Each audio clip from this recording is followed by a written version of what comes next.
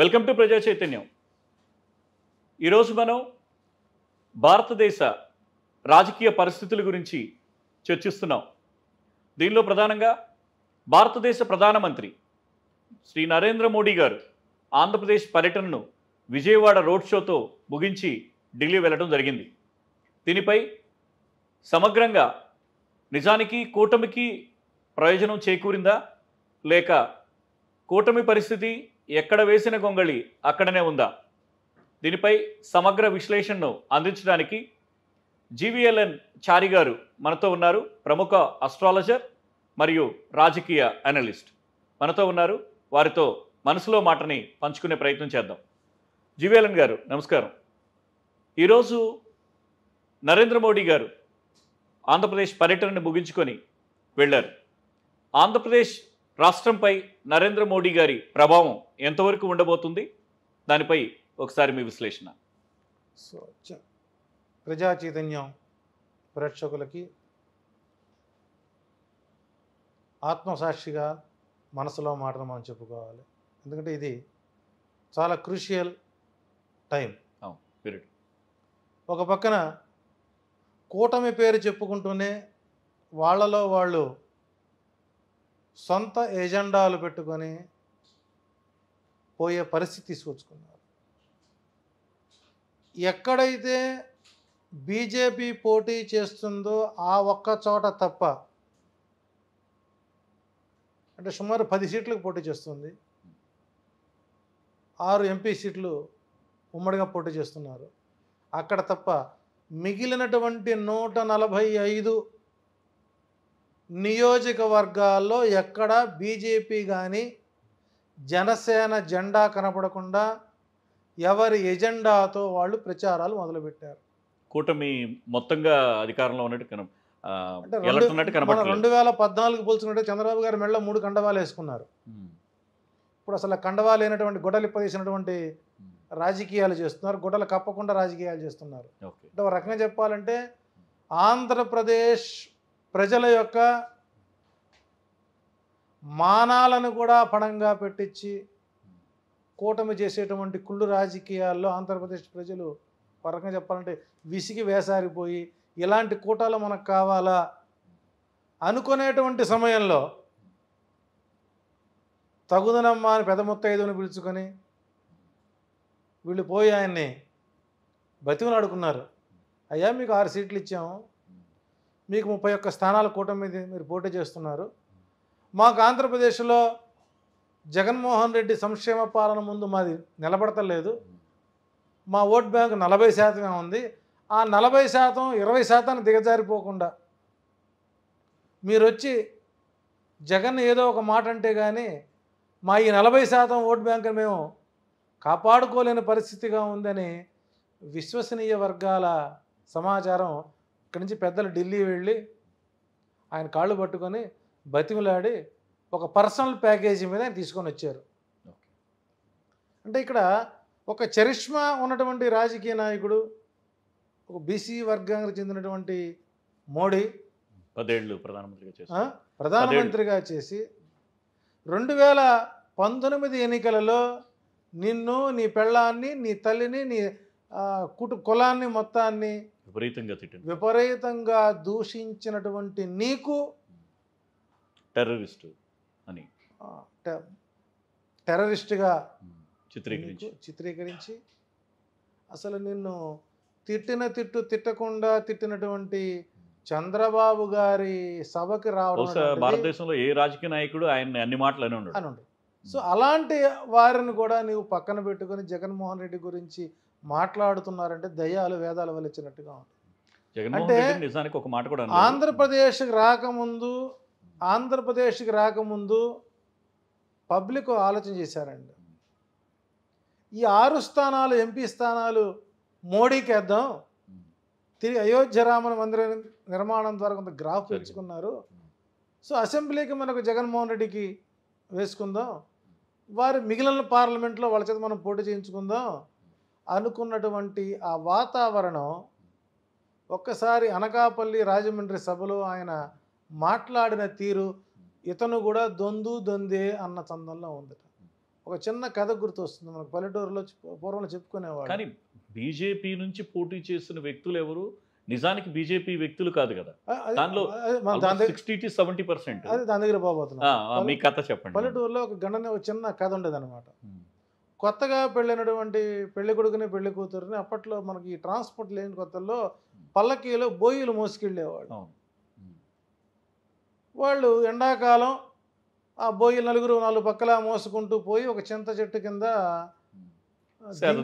సేద తీరుతున్నారు. ఎప్పటి నుంచో ఈ పెళ్లి కొడుకు పెళ్లి కూతురుని పలకరించాలని, పెళ్లి కూతురికి పెళ్లి కొడుకును పలకరించాలని మాట్లాడుకోవాలి. అప్పటి వరకు ఇద్దరి మధ్య ఒక మానసిక ప్రేమ కనబడుతుందన్నమాట. ఇక ఉండబట్టలేక పెళ్లి కొడుకు అన్నట్ట చింత చెట్టు పూత పూతిందే అన్నట్ట మన లోకేష్ లాగా. మందలగిరి మాదిరిగా చింత చెట్టు పూత పూతిందే అన్నట్ట. అనగానే అమ్మయ్య అని ఈ పెళ్లి కూతురు పూతే కాలం వస్తే పోతదా అన్నట. Okay, very good. పూతే కాలం వస్తే పోతదా అన్నట. ఇది విన్నటువంటి పక్కన బోయిలు అబ్బో దొందేనే అన్నారట. అంటే కూటమిలో ఉండే వ్యక్తులు తేలు కుట్టినటువంటి వ్యక్తుల మాదిరిగా ఉంటూ వారి ఒరిజినాలిటీని పక్కన పెట్టి మాట్లాడినటువంటిది మోడీ స్థాయికి తగిన వ్యాఖ్యలు కాదు. అంటే బహుశా ఆయనకి ఆంధ్రప్రదేశ్ రాగానే ఆ రోజు టెంపరేచర్ బాగా ఉందండి. ఆంధ్రప్రదేశ్ మోడీ వచ్చినప్పుడు బాగా బహుశా ఏమన్నా వడదెబ్బ తగిలిందేమో అని అనిపించింది. ఎంత పచ్చి అబద్ధం అంటే రోడ్డుకు అడ్డంగా ఉన్న దేవాలయాలను జగన్ ప్రభుత్వం కూల్చేసింది అన్న మాట ఎప్పుడైతే అన్నారో, ఓహో ఈయన కూడా ఈ మధ్య స్క్రిప్ట్ వాడుతున్నారు అనిపించింది. నిజంగా వాస్తవాలు ఏంటి? తెలుగుదేశం పార్టీ టైంలో రోడ్డుకు అడ్డంగా ఉన్నటువంటి దేవాలయాలను కూల్చేసినటువంటి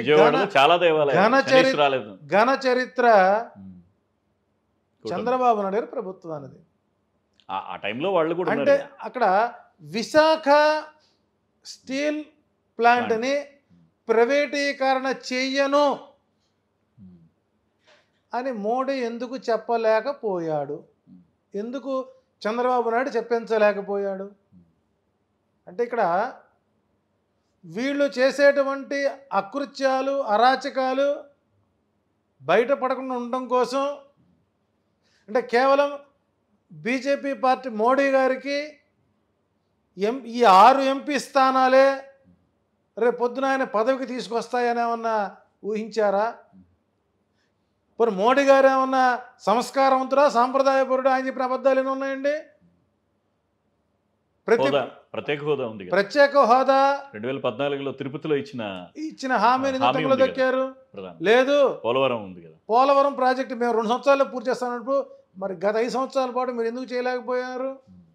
రెండోది, విశాఖ జోన్కి ఆంధ్రప్రదేశ్ ప్రభుత్వము ల్యాండ్ ప్రొక్లైన్ చేసి అందిస్తే ఎన్ని కొర్రెలు పెట్టి దాన్ని ఆపేశారు మీరు? 52 ఎకరాలు ఇచ్చారు. జగన్మోహన్ రెడ్డి గారి యొక్క ఒత్తిడి మేరకే అక్కడ స్టీల్ ప్లాంట్ ఆగింది. దాని మీద కూడా మాకు చర్చలు జరిగాయి. క్లియర్గా ఆయన అయితే క్లియర్గా చెప్పి జగన్మోహన్ రెడ్డి గారు నేను ఆపాను అని అన్నారు.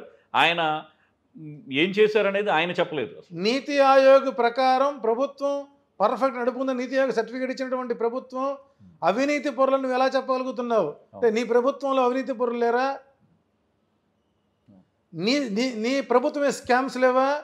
పొరపాటున కాంగ్రెస్ గవర్నమెంట్ వస్తే మోడీ ఎక్కడ ఉంటాడండి? ఆదానీల యొక్క స్కామింగ్ ఎలా ఉందండి దేశంలో టెండెన్సీ మొత్తం? అంటే ఇక్కడ 3 ఎలక్షన్ 3 phases అయిపోయినాయి కదా. హ్యాట్రిక్ కొడతానికి 3 phases తర్వాత 3 phases 7లో 3 అయినాయి. 3 phases జరిగిన ఎన్నికలలో ఎలా ఉంది? 50-50గా ఉంది. ఓకే, పోటాపోటీగా అయితే ఉంది. కాంగ్రెస్ కూడా గణనీయంగా పెంచుకుంది. రైతు ఉద్యమం కూడా బాగా వాళ్ళకి మైనస్ అయింది బీజేపీకి. రెండోది, నీరవ్ మోడీ పోటీ చేయని దిగ్విజయ్ సింగ్ లాంటి వాళ్ళు కూడా ముందుకొచ్చి పోటీ చేస్తున్నారంటే కాంగ్రెస్కి కొంత అనుకూలంగా ఏమన్నా ఉందా? 100% వాళ్ళు 150 దాకా వచ్చారంటే మోడీ ప్రభుత్వానికి ఆటాడిస్తారండి. ఓకే, ప్రాంతీయ వెళ్ళిపోతాయి.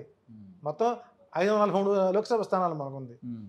అంటే నీవు వీళ్ళు ఊహిస్తున్న 400 ఫిగర్ టచ్ అయ్యే అవకాశం ఉందా?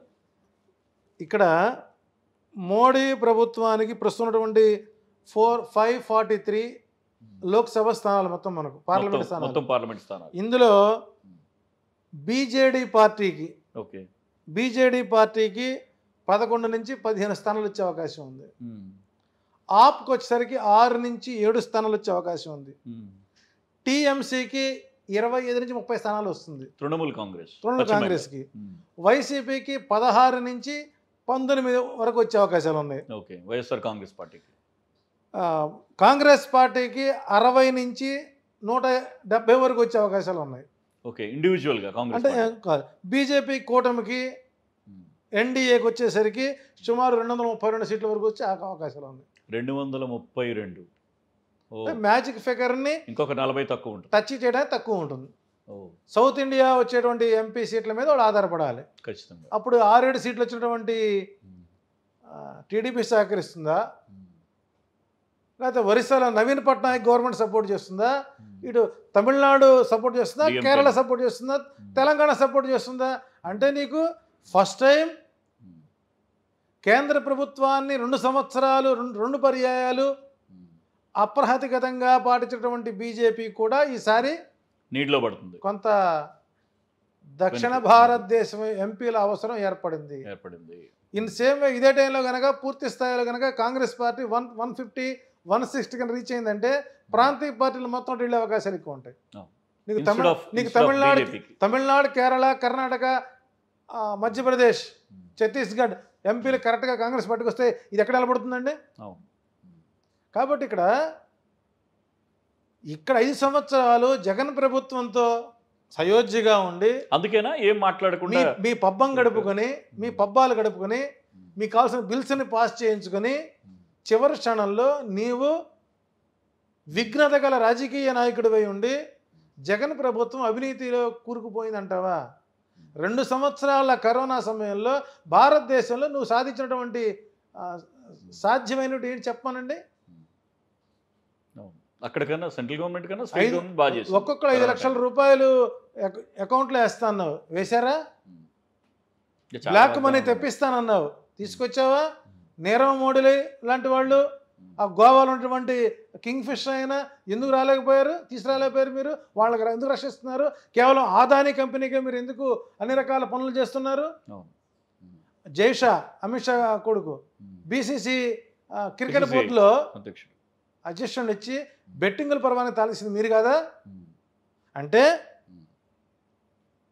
ఏ రాష్ట్రానికి వస్తే ఆ రాష్ట్రంతో జత కట్టి ప్రాంతీయ పార్టీలని తొక్కడం కోసం మీరు చేసేటువంటి ప్రయత్నం ఆంధ్రప్రదేశ్లో ఆ వచ్చేటువంటి 6 ఎంపీ స్థానాల్లో కూడా ఒక్కటి కూడా మీకు రాకుండా చేయడానికి ఆంధ్రప్రదేశ్ ప్రజలు సిద్ధంగా ఉన్నారు. మొన్నటిదాకా మోడీ అంటే ఆహా ఓహో అనుకున్నారు. ఎప్పుడైతే స్థానిక బీజేపీకి కంప్లీట్గా అనుకూలంగా ఉన్న ఈ 6 స్థానాల్లో ఒకటైనా కనపడుతుందండి?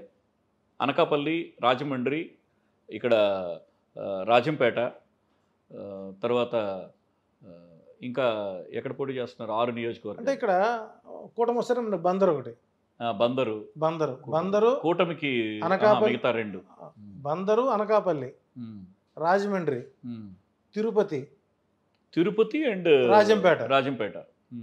అంటే ఇక్కడ ఏవైనా వీటిల్లో ఖచ్చితంగా గెలిచే నియోజకవర్గం ఏది కనపట్లేదు. ఉదాహరణకి మీరు రాజంపేట నియోజకవర్గంలో అది కడప జిల్లాలో ఉంది. ముఖ్యమంత్రిగా పనిచేసిన కిరణ్ కుమార్ 7 నియోజకవర్గాలు వైసీపీకి అనుకూలంగా ఉన్న సర్వే చెబుతున్నప్పుడు రాజంపేట ఎంపీ సీట్ ఎలా వస్తుందండి?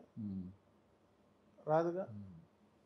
పైగా బాగా భావవైరుధ్యం ఉన్న పార్టీల నుంచి వచ్చిన కిరణ్ కుమార్ రెడ్డి కాంగ్రెస్ ముఖ్యమంత్రిగా చేసి బీజేపీలోకి వెళ్ళి ఎంపీగా పోటీ చేసాం. అసలు ప్రజలు వీళ్ళు ఏమనుకుంటున్నారు అని ఏమనుకోరా వీళ్ళు? అసలు ఏంటంటే ఇక్కడ వాళ్ళ ఉనికిని కాపాడుకోవడానికి చేసే ప్రయత్నాలు. ఆయన అసలు మాట్లాడకుండా కాముగా ఉన్నా కానీ సరిపోయేది. ఎంపీగా వచ్చి మళ్ళీ రేపొద్దున చిత్తుగా ఓడిపోతే అసలు ఏమనుకుంటారు అంటే ప్రజలు? ఒక ముఖ్యమంత్రిగా ఉండి చేసినటువంటి వ్యక్తి చెప్పు గుర్తుతో కూర్చొని డిపాజిట్ రాకుండా పోయిన సందర్భాలు కూడా ఉన్నాయిగా. అప్పుడేమో ఇప్పుడు కొత్త కాళ్ళకి వచ్చేదాన్ని వాళ్ళ బతుకులే అవమాన బతుకులు అంతే. ఇంకో రకంగా చెప్పాలంటే ఉదాహరణకి అనకాపల్లి వెళ్ళారు.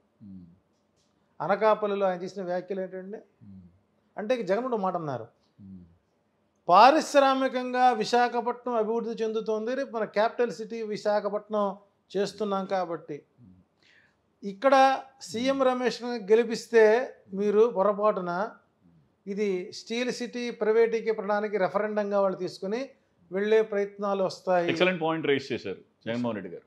దాని ముందు రోజున ప్రశాంతంగా ఉండేటువంటి అనకాపల్లిలో బూడి ముత్యాల నాయుడిని రిక్కి చేసి చంపడానికి చేసిన ప్రయత్నాలు బెడిసి కొట్టడంతో, డ్రోన్ ద్వారా కొట్టడంతో అక్కడ వాళ్ళ ఓటమిని అంగీకరించారు. ఒకటి గుర్తుపెట్టారు, ఉత్తరాంధ్ర ప్రజలు స్థానికులు తప్ప కొత్త వారికి వారు అవకాశం ఇవ్వరు. దానికి ఉదాహరణ వైఎస్ విజయమ్మను మనకు విశాఖపట్నంలో హరిబాబు గారిని ఓడించారు. అంటే ఇక్కడ ఇదే సీఎం రమేష్ ఒక సినిమా యాక్టర్ వేణు గారి యొక్క ట్రస్ట్ కంపెనీ మీద నుంచి ఒక బోగస్ అకౌంట్ ఓపెన్ చేసి కొన్ని కోట్ల రూపాయలు ధనాన్ని దోచుకున్నటువంటి బ్యాంకును మోసేసినటువంటి ఆర్థిక ఉగ్రవాది సీఎం రమేష్. అవునా? Yes. Thottempudi Venu cinema actor అకౌంట్లో నుంచి వాళ్ళ రియల్ ఎస్టేట్ కంపెనీ పేరుతో మరొక బోగస్ అకౌంట్ ఓపెన్ చేసి దాంట్లో లోన్లు తీశారు. 250 కోట్లు తీసుకున్నారు. చాలా పెద్ద. అంటే ఇక్కడ ఇటువంటి అవినీతి పరుడు పక్కన నుంచొని నీవు జగన్మోహన్ రెడ్డి గురించి మాట్లాడుతున్నావంటే గురుగింజ గుద్ద కింద నలుపు నీకు తెలియకపోయినా సమాజానికి తెలుస్తుంది. మోడీ గారు అంత మాత్రం తెలియదా? ఇక్కడ వన్ టౌన్లో సుజనా చౌదరి ఆడెవడో భూమి మీద 250 కోట్ల రూపాయలు అప్పు చేసి డాక్యుమెంట్లు మార్ఫింగ్ చేసి బ్యాంకులకు లూటీ పెట్టినటువంటి ఆర్థిక ఉగ్రవాదిని. నిన్న రోడ్ షోలో సుజనా చౌదరి గారు కూడా ఉంటారనుకున్నాం. సుజనా చౌదరి కేంద్ర మంత్రిగా పనిచేశారు. అండ్ ఇంకొకటి అంటే ప్రజల్లో ఉన్న ఆలోచన, సుజనా చౌదరి గారిని తీసుకొచ్చి ఎమ్మెల్యేగా కంటెస్ట్ చేపించి, ఒకటి గెలిస్తే తెలుగుదేశం పార్టీని చేల్చాలని, 2 ఓడిపోతే కనీసం ఎమ్మెల్యేగా కూడా నువ్వు పనికిరావు అని చెప్పి చూపించడానికే ఈ 2 విషయాలు ప్రజల్లో ఉన్నాయి. దీనిపై మీరు ఏమంటే బీజేపీ కొంతమంది వదిలించుకోవాలని ప్లాన్లో ఉంది. ఓకే. ఇక అసలు అంటే మీకు వీళ్ళు ప్రజలు అక్కడికి వెళ్ళి లాబింగ్లు చేస్తారు. వార్డు మెంబర్లుగా కూడా గెలవడానికి రైట్స్ లేని వ్యక్తులకి చంద్రబాబు నాయుడు గారు వాళ్ళని అడ్డగోలుగా వాడుకొని వాళ్ళ చేత ఆర్థికంగా లాభపడి వాళ్ళకి లాభాన్ని చేకూర్చి ఇతను చేసేటువంటి దిక్కుమాల పనులకి, బ్రోతల పనులకి ఎక్కడ కేసులు పడుకోవడం కోసం వాళ్ళని అక్కడ ఆ పార్టీలో చేర్చి, ఒక రకంగా చెప్పాలంటే బీజేపీ పార్టీని పూర్తి స్థాయిలో సంకనాకి ఇచ్చిన వ్యక్తి ఎవరంటే చంద్రబాబు నాయుడు. వీళ్ళని దానిలోకి పంపించి సో వాళ్ళు వదిలించుకోవాలనుకున్నారో తెంచుకోవాలనుకున్నారో, లేకపోతే వీళ్ళ స్టామినాను చూపించడానికి పంపించారు. చూపించడానికి ప్రజల్లోకి వెళ్ళి కంటెస్ట్ చేసినామన్నారు. ఎంపీ కాదు కదా, కార్పొరేటర్గా కూడా గెలవని వ్యక్తి సుజనా చౌదరి. కార్పొరేటర్గా కూడా, ఎమ్మెల్యే కాదు మళ్ళీ అది ఎక్కువ. ఒక్కసారి ఈడ మగాడు మనగాడు అయితే చిట్టినగర్ కొండెక్కి దిగమానండి. చిట్టినగర్ కొండ మీద 46,000 ఓట్లు ఉన్నాయండి. నగరాలు 2.5 కిలోమీటర్ ఉంటుంది ఎత్తికి దిగాలంటే. వీళ్ళకి కాళ్ళు పనిచేస్తే రేపు పొద్దున విజయవాడ వన్ టౌన్లో కనుక పొరపాటు సుజనా చౌదరి కనుక గెలిస్తే వాళ్ళకి ఏదైనా పనులు కావాలంటే ఢిల్లీ పోయి కూర్చోవాలి. ఇక్కడ ఉండరు వాళ్ళు. తెలియదు, అది లోకల్గా బాగా వెనుకడికి వినపడుతుంది. ఇంకా దరిద్రం ఏంటంటే ఈరోజు అదే ప్రాంతానికి పవన్ కళ్యాణ్ పర్యటన ఉంది. ఇవాళ విజయవాడ వన్ టౌన్లో పవన్ కళ్యాణ్ పర్యటన ఉంది. ఇవాళ సాయంత్రం అక్కడ ఉండేటువంటి ప్రజా వ్యతిరేకత అంటే ఇవాళ చూస్తాడు ఫస్ట్ టైం పవన్ కళ్యాణ్ గారు. కానీ ఇంతకుముందు ప్రజారాజ్యం కంటెస్ట్ చేసినప్పుడు, ప్రజారాజ్యం పోటీ చేసినప్పుడు విజయవాడ వెస్ట్ నుంచి వెల్లంపల్లి శ్రీనివాస్ గెలిచారు. విజయవాడ ఈస్ట్ నుంచి యలమంచిలి నాగేశ్వరరావు గారు అబ్బాయి గెలిచారు. యలమంచిలి రవి గారు గెలిచారు ప్రజారాజ్యం పార్టీకి. విజయవాడ సెంట్రల్ నుంచి 800 ఓట్ల తేడాతోనే, కేవలం 800 ఓట్ల తేడాతోనే వంగవీటి రాధా గారు ఓడిపోయారు. అటువంటి బలమైన సీట్లని, అంటే కాపు సామాజిక వర్గం ఎక్కువగా ఉండే సీట్లని, చిరంజీవి గారికి ఎక్కువగా అభిమానులు ఉన్న ప్రాంతం విజయవాడ ప్రాంతం. అంటే 3 చోట్ల వాళ్ళు బలమైన సీట్లు. ఒక్క సీటు కూడా జనసేనకి ఇవ్వాలని అనిపించలేదా? ఈ తెలుగుదేశం అంటే పార్టీకి కానీ కూటమికి కానీ? ఈయన పవన్ కళ్యాణ్ గారు త్యాగాల రాజు అనమాట. ఆయన పులకేసి, ఇది కొత్త పులకేసి అనమాట. విజయవాడను కేంద్రంగా చేసుకుని వాళ్ళు ఒకటండి, నిజంగా వాడికి రాజకీయంగా ఎదగాలని కోరుకుంటే ఈస్ట్ వెస్ట్ గోదావరి జిల్లా 34 సీట్లు ఒంటరిగా పోటీ చేసినా కూడా జగన్మోహన్ రెడ్డి గవర్నమెంట్కి అలా కుదిపేది. అవును, లాస్ట్ టైం కాకుండా ఈసారి ప్రభుత్వ వ్యతిరేకతో లేకపోతే అభిమానమో లేకపోతే 34 సీట్లు 30 సీట్లు కొట్టేవాడు, బలమైన ప్రతిపక్షంగా కూర్చునేవాడు. అవును, అది గమనించినటువంటి చంద్రబాబు అందుకే సంకలో పెట్టుకుని కూర్చున్నాడు. కట్టప్ప గారు ఏం చేశారంటే, అట్లా కాదురా నువ్వు నా సంకలో కూర్చో, నువ్వు ఎన్టీ రామారావు సినిమాలో ఒకటి గజదొంగ సినిమా చూసారులేదు మీరు, వాడు సంకలో పిల్లి పెట్టి చూస్తున్నాడు రామారావు గారు, ఆ పిల్లిని ఇటు కూర్చోబెట్టుకుని. కానీ ఎప్పటికీ అర్థమైంది ఇది, ఒకవేళ ఈ ఎలక్షన్ తర్వాత ఏమైనా అర్థం అవుద్దేమో పవన్ కళ్యాణ్ గారికి. జూన్ 4వ తారీఖు సాయంత్రం చంద్రబాబు నాయుడు గారు ప్రెస్ మీట్ పెట్టి, నేను చారిత్రాత్మక తప్పు చేశాను, పవన్ కళ్యాణ్ యొక్క నీ పక్కన పెట్టుకొని పవన్ కళ్యాణ్ ప్రోద్బలంతో నాకు ఇష్టం లేకపోయినా బలవంతంగా నన్ను బీజేపీ దగ్గర కూర్చోబెట్టించి మనకు గెలుపుకు అవకాశాలు పోగొట్టాడు అని చెప్తారా అని చెప్పే మాట జూన్ 4వ తారీఖు సాయంత్రం 5 గంటలకు ప్రెస్ మీట్లో వచ్చే వాక్యాలు ఇవి. నేను 13 సాయంత్రం చెప్తారు అనుకుంటున్నా అండి. మే 13 సాయంత్రం చెప్తారు అంటే 13 కథ ఊహలు ఉయ్యాలు ఉంటుంది కదా. కాదు, వాళ్ళకి చంద్రబాబు నాయుడు గారు చాలా తెలివైన పొలిటికల్ వేత్త, ఆయనకి ఇంటెలిజెన్స్ ఆల్రెడీ వచ్చేసింది. నేను 13 సాయంత్రంకి అనుకుంటున్నాను, అంటే చూద్దాం. అంటే ఇక్కడ గణనీయంగా బీసీ కమ్యూనిటీని, మైనారిటీ కమ్యూనిటీని దూరం చేసుకున్నటువంటి దురదృష్టవంతులు ఎవరంటే కూటమి. నేను ఎప్పుడు అంటుంటాను, బీసీ కమ్యూనిటీకి చాలా మంచి పోలరైజేషన్ జగన్ తీసుకొచ్చాడు. ఏంటంటే అసలు బీసీ ఓటర్ల మీదే నిలబడిన పార్టీ తెలుగుదేశం పార్టీ, బీసీకి వెన్నెముకని.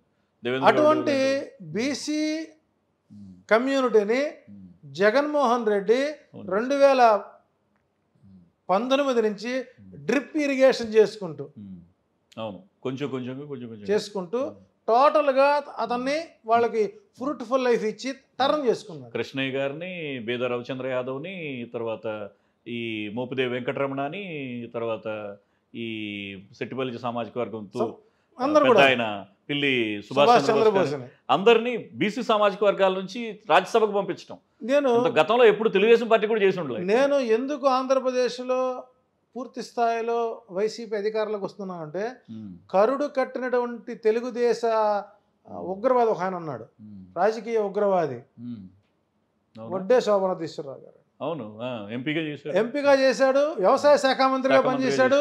తాను ఏ పార్టీ మారలేదు.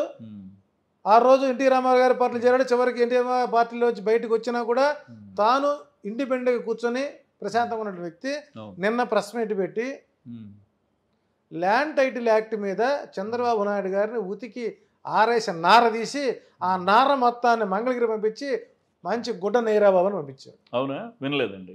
వడ్డే శోభనాధీశ్వరరావు గారు మాట్లాడారా? Vadde Sobhanadreeswara Rao land act amendment తీసుకొచ్చింది ఎవరు? దాన్ని 2016-17 మధ్య ఆమోదించింది ఎవరు? అసలు అమలులో లేనటువంటి ల్యాండ్ యాక్ట్ని తీసుకొచ్చి నువ్వు ఎలా ప్రజలు రుద్దుతావు? అసలు నీ హయాంలో వ్యవసాయ రంగం ఏ స్థితిలో ఉంది, ఈరోజు రైతాంగం ఎలా ఉంది? అలానే రావాలండి ఆ సామాజిక వర్గాల నుంచి. అలా ఫస్ట్ టైం ఆయన మీడియా ముందుకు వచ్చి మాట్లాడంటే ఇంకా తెలుగుదేశం పార్టీలో నీతివంతులు ఉన్నారు. నేను అదే అంటాను, మురళీమోహన్ గారు 58% కదా ఆ టైంలో. 94లో ఎన్టీ రామారావు గారు ఎలక్షన్కి వెళ్ళినప్పుడు 58%, 14 మంది సిపిఐ ఎమ్మెల్యేలు, 14 మంది సిపిఎం ఎమ్మెల్యేలు గెలిచిన 94లో 58% ఓట్లు వచ్చిన తెలుగుదేశం పార్టీ ఏమైపోయింది ఈ రోజున? అది 6 సంవత్సరాలకే ఆ గవర్నమెంట్ పడేశాడు చంద్రబాబు నాయుడు. తర్వాత 98లో వచ్చేసరికి 51% ఎంతో వచ్చింది, 99. తర్వాత మళ్ళీ 2004కి వచ్చేసరికి అది 41%కి వచ్చింది. ఈసారి మళ్ళీ 38, 39. ఈసారి మళ్ళీ లాస్ట్ టైం ఏమైపోయిందా అంటే ఇక్కడ తెలుగుదేశం పార్టీ ఓటింగ్ అంతా? ఇక్కడ అవినీతి స్వార్థపరులను పెంచి పోషించినటువంటి తెలుగుదేశం పార్టీ. ఒకప్పుడు మన కాళిదాసు చెట్టు మీద కూర్చొని కొమ్మ నరుకు, తాను కూర్చొని కొమ్మ తాను నరుక్కునేవాడు. తన పతనాన్ని తానే రాసుకున్నారు, తన సమాధిని తానే తవ్వుకున్నారు. పోతూ రాచపీనుగా ఊరిని ఏదో పోతూ పోతూ కొంతమంది తీసుకెళ్తుందని చెప్పేసి టోటల్గా గతంలో 2009లో ప్రజారాజ్యం పార్టీతో 175 మంది 275 మంది కాపు సామాజిక వర్గం ఉన్నటువంటి నాయకులందరినీ నడ్డి విరిచిపోయాడు చిరంజీవి గారు. ఈ సంవత్సరం కాపుల్ని కమ్మర్ని అందరినీ కూడా పార్టీనే నాశనమైన పరిస్థితికి వచ్చింది. ఆయన ఆ ల్యాండ్ యాక్ట్ గురించి చంద్రబాబు నాయుడు గారికి ఆయన ఓటింగ్ పర్సెంటేజ్ తగ్గుతుందనే విషయం తెలుసండి. అది ఎట్లా ఉంటుందంటేనండి, వాపును చూసి బలుపు అనుకునేటువంటి పరిస్థితులు ఉన్నారు. అయినా సరే దింపుడు కళ్ళామాస ఉంటుంది కదండి, ఆ దింపుడు కళ్ళామాసతో ఏదో రకంగా మళ్ళీ కొత్త ప్రయత్నం ల్యాండ్ యాక్ట్ తీసుకొని వాళ్ళ చెప్పుతో వాళ్ళు కొట్టుకున్నట్టు అయింది, అశుద్ధంతో అద్దుకొని కొట్టుకున్నట్టు అయిపోయింది. మురళీమోహన్ గారు నిన్న కూడా ఇంటర్వ్యూ ఇచ్చాడు. నేను ఏం మాట్లాడను, నేను జగన్ గురించి మాట్లాడే స్థాయి నాది కాదు. గతంలో చంద్రబాబు నాయుడు నేను చెప్పాను, సంక్షేమంతో పాటు అభివృద్ధి ఉండాలి, నీవు సంక్షేమాన్ని వదిలిపెట్టి అభివృద్ధి వైపు వెళ్ళావు, నీకు ఇబ్బందికర వాతావరణంతో మా అందరికి ఇబ్బంది వస్తుంది చెప్పా. ఆయన వినలేదు కాబట్టి ఆయన వల్ల మేము చాలామంది ఇబ్బందులు పడ్డాం. అట్లాగనే జగన్మోహన్ రెడ్డి గురించి సంక్షేమం బాగా చేశాడు, అభివృద్ధి గురించి నేను మాట స్థాయి అది కాదు. అందులో 2 సంవత్సరాలు కరోనాగా వచ్చింది కాబట్టి ఆ 3 సంవత్సరాల పాలన ఎంతవరకు సమర్థించవచ్చు అని కూడా ఒక రకంగా ఇండైరెక్ట్గా. నిజానికి బాగా కరుడుగట్టిన తెలుగుదేశం వాది ఆయన మీద ఉన్న అపవాదం ఏంటంటే యాక్చువల్గా జయబేరి మీద మనకి మంచి అభిప్రాయమే ఉంది వ్యక్తిగతంగా. నాకు జయబేరి స్వతహాగానే ఎదిగిందని, కాకపోతే ఆయన బినామీ అని చెప్పి బయట బాగా ప్రచారం ఉంటుంది, చంద్రబాబు నాయుడు గారి బినామీని. ఈయన మురళీమోహన్ గారు ఎవరైతే ఉన్నారో ఆయన స్వతహాగా ఎదిగారని చెప్పి, కన్స్ట్రక్షన్ కంపెనీగా వాళ్ళు బాగా మంచిగా ఎదిగారని చెప్పి మాకున్న అభిప్రాయం. కాకపోతే ఆయన కూడా చంద్రబాబు నాయుడిని చివరికి వ్యతిరేకించే పరిస్థితి ఎందుకు వచ్చింది? స్వతహాగా మురళీమోహన్ విజయవాడ ఆటో నగర్లో ఆటోమొబైల్ బిజినెస్ నుంచి పైకి వచ్చిన వాడే, కష్టపడిన వ్యక్తి. కానీ అతనికి ఎక్కడా కూడాను బ్లాక్ మార్క్ పడలేదు. హైదరాబాద్ కొన్ని 100 వెంచర్లు వేసాడు జయబేరి పేరుతో. కానీ ఇప్పుడు ఆటోమోటివ్కి వచ్చారు అంటే 2014-19 ఎన్నికల్లో తాను రాజమండ్రి ఎంపీగా పోటీ చేసే సమయంలో, తన కోడలు దించిన సమయంలో పూర్తి స్థాయిలో తన కమ్యూనిటీకి చంద్రబాబు సహకరించలేదు. అక్కడ 2 కోట్లు 4 కోట్లు పట్టుకున్నారు వాళ్ళ డబ్బులు, దాని విషయంలో సహకరించలేదు. అంటే ఇక్కడ తాను నమ్ముకున్న వాళ్ళ కమ్యూనిటీని కూడా పూర్తి స్థాయిలో వారు సహకరించలేదు. ఉదాహరణకి కోడెల శివప్రసాద్ ఉన్నాడు. కోడెల శివప్రసాద్తో ఒక అరగంట సేపు కోడెల శివప్రసాద్ లాంటి వ్యక్తిని దాదాపు 25 ఏళ్ల పాటు గుంటూరు జిల్లా ఇంత గతంలో 19 నియోజకవర్గాలు ఉండేవి, ఆయనకి చెప్పే టికెట్లు ఇచ్చేవాళ్ళు అనేవాళ్ళు. తర్వాత 17 నియోజకవర్గాలు అయినాయి, ఆయన చెప్పే టికెట్లు ఇచ్చేవాళ్ళు అన్నారు. పల్నాడుని ప్రధానంగా శాసించారంటారు. గుంటూరు జిల్లానే కాదు, ఆల్మోస్ట్ కోస్టల్ రాజకీయంలో ఒక బలమైన నాయకుడు. అటువంటి వ్యక్తుల వారసత్వాన్ని పూర్తిగా తుంచేసే ప్రయత్నం చేస్తున్నారు నారా చంద్రబాబు నాయుడు గారు. ఎందుకని వంగవీటి రంగా సమయంలో హోమ్ మినిస్టర్ మనకు ఎవరండి? కోడెల శివప్రసాద్ గారు. అంటే కోడెల అంటే ఇప్పటి హోమ్ మినిస్టర్ అంటే రబ్బర్ స్టాంపులు, అప్పుడు కాదుగా,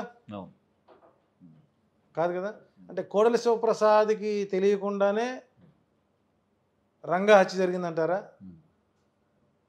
ఆ విషయాలు బయట పెడతాను అని చంద్రబాబుకు అల్టిమేటం ఇచ్చినప్పుడు అతనిపై కొన్ని దుష్ప్రచారాలు మొదలుపెట్టారు. అసెంబ్లీ ప్రాపర్టీ మొత్తాన్ని ఇంట్లో పెట్టుకున్నాడని. ఇప్పుడు కోడెల శివప్రసాద్కి అసెంబ్లీలో ఉన్నటువంటి కంప్యూటర్లు టేబుల్స్ లేకుండా బతుకుతున్నాడు ఆయన. అంత అవసరమే ఉంది, ఆయన మంచి డాక్టర్ అని పేరు పల్నాడులో. అంటే ఉత్తమమైనటువంటి పేరున్నటువంటి కోడెల శివప్రసాద్కి రాజకీయం 20-25 ఏళ్ల పాటు ఎమ్మెల్యేగా కూడా చేశారు, రాజకీయం మినిస్టర్గా కూడా చేశారు. చివరికి దిక్కుమాలను చావడానికి కారణం నువ్వు కాదా? అందరూ కొడుకుని కోడలు అంత ఘోరమైన ఒక అరగంట వర్షంలో తడిసిన ఇంటి ముందు నుంచి అపాయింట్మెంట్ ఇవ్వమంటే ఇవ్వకుండా ఆయన మానసిక క్షోభగా గురి చేసి ఆయన పోయి ఆత్మహత్య చేసుకున్నాడంటే ఆ మరణాన్ని యొక్క కర్మని వెనక ఉండదంటావు? నీకు తెలియకుండా జరిగిందా? ఆ కుటుంబాన్ని ఎందుకు పక్కన పెట్టే ప్రయత్నం చేస్తున్నారు? అంటే ఇక్కడ అవసరానికి వాడుకోవడం, వదిలేయడం అనేది చంద్రబాబు నాయుడు గారి పాలసీ. రెండోవాడు ఎదగకూడదు. రెండోవాడు ఎదుగుతున్నాడంటే వాడిని ఏదో రకంగా బురద జల్లాలి. ఇప్పుడు టాప్ 1 లేదు, టాప్ 2 లేదు. అంత్యక్రియలకు వెళ్ళినప్పుడు కానివ్వండి, ఆ తర్వాత కానివ్వండి, కుటుంబానికి అండగా నిలబడతాను, అండగా నిలబడతాను, అండగా నిలబడతాను పదే పదే చెప్పిన వ్యక్తి చంద్రబాబు నాయుడు గారు. ఇప్పుడు ఆ కుటుంబంతో కనీసం చూడటానికి కూడా ఎమ్మెల్యే టికెట్ ఇవ్వడానికి కూడా, సరే ఎమ్మెల్యే టికెట్ కాదు, పక్క నుండి ప్రచారం చేయడానికి కూడా ఎందుకని అసలు ఆ ప్రచారానికి కూడా రాని వాళ్ళ అవసరం లేదు, వాళ్ళ అవసరం లేదు, మాకు అవసరం లేదు, మాకు వేరే ఇంకో ఆంబోత్ దొరుకుతుంది, వాడు పెడతాడు. అప్పటికి బద్ధశత్రువు కన్నా లక్ష్మీనారాయణ గారు. ఇప్పుడు కన్నా లక్ష్మీనారాయణ పార్టీలోకి వచ్చాడు కాబట్టి ఆ సత్తెనపల్లి నియోజకవర్గాన్ని ఇచ్చారు. అంటే ఇట ఎవరి బలహీనతలు ఏంటో ఆయనకు తెలుసు, ఎవరి బరువేంటో అని తెలుసు, తన బలహీనత ఏంటో ప్రజలకు తెలుసు. ఇవన్నీ అర్థం చేసుకొని ఆకలింపు చేసినటువంటి నీచ నికృష్ట రాజకీయ నాయకుడు ఆంధ్రప్రదేశ్లో చంద్రబాబుగా ఉండటం మన ఆంధ్రప్రదేశ్ ప్రజలకు పట్టిన దౌర్భాగ్యం అని చెబుతారు. నువ్వు ఎంతకాలం బతకపోతావు, నువ్వు ఎంతకాలం జీవిస్తావు? ఒక కుటుంబాన్ని పూర్తిగా దగ్గరికి తీసినట్టు కానీ కొన్ని వందల కుటుంబాలు చంద్రబాబు నాయుడు పాలిట పడి రాయపడ్డాడు. డైరెక్ట్గా మహానాడు దగ్గరికి పోయి అరే లోకేష్ అని పిలిచి గోల్ చేశాడు ఒక వ్యక్తి. వాడికి ఎంత కడుపు మండితే అలా చేసి ఉంటాడు. కాబట్టి అంటే తెలుగుదేశం పార్టీ గురించి మనం ఎంత తక్కువగా ఇప్పుడు బ్రహ్మాండంగా నరేంద్ర మోడీ గారిని రోడ్ షోలకు తీసుకొచ్చి నెక్స్ట్ ఎలక్షన్స్లో వీళ్ళ రిలేషన్స్ ఎలానే ఉంటాయా, మళ్ళీ ఒకవేళ రివర్స్ అయితే మళ్ళీ తిడతారు. మరి జూన్ 4వ తారీఖు ఆయన స్టేట్మెంట్ ఇస్తారండి. మన ప్రజలు ఈ విషయాలని అర్థం చేసుకోరు అనుకుంటారా, లేకపోతే ఏమనుకుంటారు, వీళ్ళు మర్చిపోతారు అనుకుంటారా? గుర్తుపెట్టుకోండి, మీడియా ప్రభావం బాగా వచ్చింది, పబ్లిక్లో అవేర్నెస్ వచ్చింది, రాజకీయం అంటే ఎన్టీ రామారావు గారు వచ్చినప్పుడు రాజకీయం అంటే తెలిసింది. చంద్రబాబు గారి పాలన అంతరించిన తర్వాత జగన్మోహన్ రెడ్డి యొక్క ప్రభుత్వాన్ని చూసిన తర్వాత పూర్తిగా రాజకీయం ఏంటో పామరుడికి కూడా అర్థం చేసే స్థితి చెల్లాడేవారంటే జగన్మోహన్ రెడ్డి. ఇంటింటికి పిచ్చోళ్ళారా, నేను మీకు 2 లక్షల కోట్ల రూపాయలు నేను ప్రభుత్వ ధనాన్ని మీకు పథకాల రూపంలో ఇచ్చాను, 2,70,000 కోట్లు. ఈ డబ్బంతా గతంలో చంద్రబాబు నాయుడు వాళ్ళ బెనామీలకు పంచుకున్నాడు. ఇప్పుడు ల్యాండ్ యాక్ట్ ఎఫెక్ట్ వలన ఏదో మేము సాధించామనుకున్నటువంటి చంద్రబాబు నాయుడికి కొండను తవ్వి ఎలుకను పట్టిన చందంగా అమరావతిలో భూములని చంద్రబాబు గారు సింగపూర్ సంస్థకు తాకట్టు పెడతానికి మధ్యలో ప్రయోగించినటువంటి ఒక బ్రోకర్కి 80 ఎకరాల పొలం రాసిచ్చాడు. ఈడమ్మ మొగుడు సొమ్మను రాసిచ్చాడా? ఆయన మధ్య ఎవడమ్మ మొగుడు సొమ్మను రాసిచ్చారండి? సహనం కోల్పోయి మాట్లాడుతున్న మాటలు చంద్రబాబు నాయుడు మీద ఉన్న కనీస సానుభూతి కూడా పోతుందేమో జనానికి. నేను అనుకున్నాను అనకాపల్లిలో సీఎం రమేష్ గెలుస్తాడేమో అనుకున్నా. 3వ చిన్నత అక్కడ పోయి వాళ్ళు గాలి తీసి వచ్చాడు. పోయి మీ అమ్మమ్మ మొగుడు రాసిచ్చాడు, వీడమ్మ మొగుడు సొమ్మని. ఆ భాష అంటే ప్రయోగం 40 సంవత్సరాలు రాజకీయంలో ఉండి 14 ఏళ్ళు ముఖ్యమంత్రిగా ఉండి అది కట్టా ఇది పీకా ఇది తవ్వా అని చెప్పి మాట్లాడే వ్యక్తి నీవే సంయమనం కోల్పోతే యువత ఇంకా కోల్పోరు అన్నటువంటి సంకేతాలు ఎందుకు వెళ్ళవు? అసలు అమ్మ మొగుడుతో పని ఏంటి? నీ అమ్మ మొగుడు నీకు అంత ఇచ్చాడు, నీ అయ్య మొగుడు అంతే అమ్మ మొగుడు అంతా నీకు అంత ఇచ్చాడు.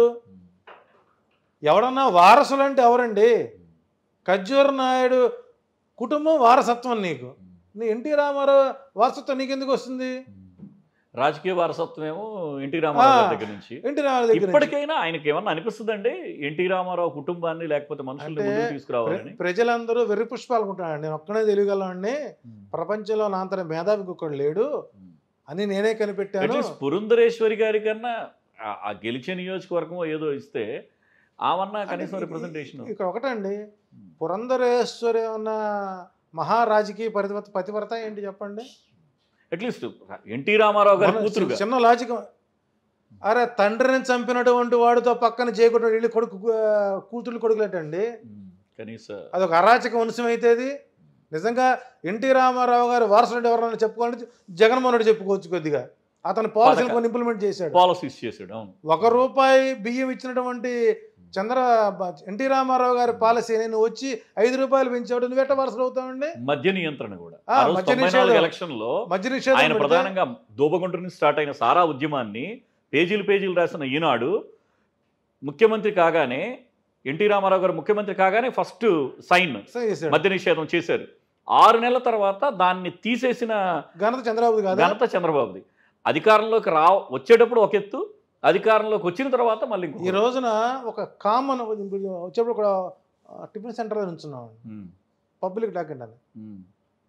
చర్చ ఏంటంటే చంద్రబాబుని ఏ రకంగా ఏసరించుకుంటున్నారా అనేటువంటిది మనం విన్నాం ఒక 10 మినిట్స్ అక్కడ ఉంచున్నప్పుడు. పబ్లిక్ అర్థమవుతుంది వీడు రాజకీయాలకు పనికిరాడు, వారసత్వాల గురించి అమ్మమ్మ గుళ్ళ గురించి నీ స్థాయి ఎంత, నువ్వు షుగర్ బాబాయ్ అయిపోయావు, నువ్వు ఇక నీకెందుకు రాజకీయం. హుందాగా ఎలక్షన్ ఒకటి బీజేపీతో పొత్తు ఎందుకంటే ఫ్రీ అండ్ ఫెయిర్గా ఎలక్షన్ జరపలేమనేటువంటి దేశానికి వచ్చి అధికారులను మార్చుకోవడానికి, తనకు కావాల్సినటువంటి వ్యక్తులను పెట్టుకోవడానికి, పోల్ మేనేజ్మెంట్ కోసమే తప్ప నిజంగా తెలుగుదేశం పార్టీ కూటమిలో వాళ్ళ ఎజెండాల ప్రకారం పోవటం లేదు.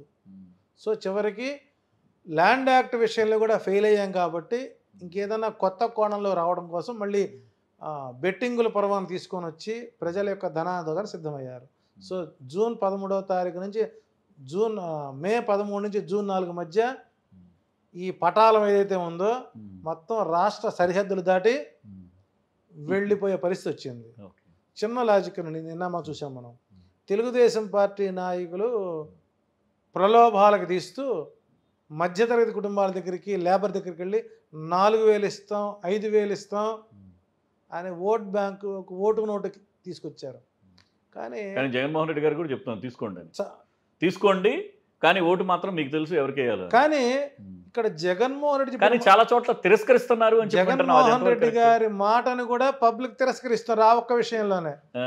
అయ్యా మీరు మాకు పథకాల రూపంలో వినపడుతుంది, మీరు పథకాల రూపంలో మా కడుపు నింపారు, మా దగ్గరికి ఎవరన్నా వస్తే మేమే తిరిగి డబ్బులు ఇచ్చి మా ఇళ్ళకి రామాకండి, మేము ఓటు మీకు వెయ్యం, మీరు మమ్మల్ని తెలుగుదేశానికి ఓటు వెయ్యండి అని అడగకుండా ఉండటం కోసం మేము రివర్స్ ఇస్తాం తీసుకోండి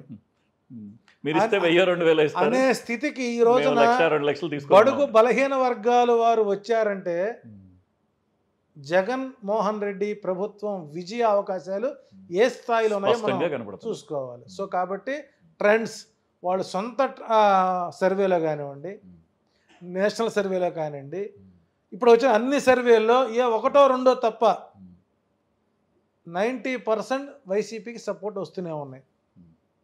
కాబట్టి విజయ అవకాశాలు సన్నగిలుతున్నప్పుడు మోడీ లాంటి చరిష్మ గల వ్యక్తి తీసుకొని వచ్చి మాట్లాడించడం, తద్వారా వీరి యొక్క ప్రయత్నాలకి మోడీ యొక్క చరిష్మ మసకబారినటువంటిది జరగబోతుంది. కాబట్టి పూర్తి స్థాయిలో ఆంధ్రప్రదేశ్లో జూన్ 4వ తారీఖున వైసీపీ ప్రభుత్వం పూర్తి స్థాయిలో అధికారం చేపట్టడానికి సిద్ధంగా ఉందని చెప్పవచ్చు. Thank you. మా ప్రేక్షకులకు కూడా ధన్యవాదాలు. చాలా లోతైన మనసులో మాటల్ని ఈరోజు జీవీఎల్ గారు మనతో పంచుకున్నారు. అనదర్ 3 డేస్లో ఎలక్షన్స్ ఉన్నాయి. సమగ్రంగా ప్రజలకు మంచి సమాచారాన్ని అందించాలి. లోతుల నుంచి 1990 దశక రాజకీయాల నుంచి సమగ్రంగా చంద్రబాబు నాయుడు జీవిత చరిత్రని మరియు నరేంద్ర మోడీ గారి తీరుతెన్నుల్ని, ఆయన ప్రచార శైలిని పూర్తిగా జీవీఎల్ గారు మనతో పంచుకున్నందుకు మరొకసారి కృతజ్ఞతలు. మా ప్రేక్షకులకు నమస్కారం.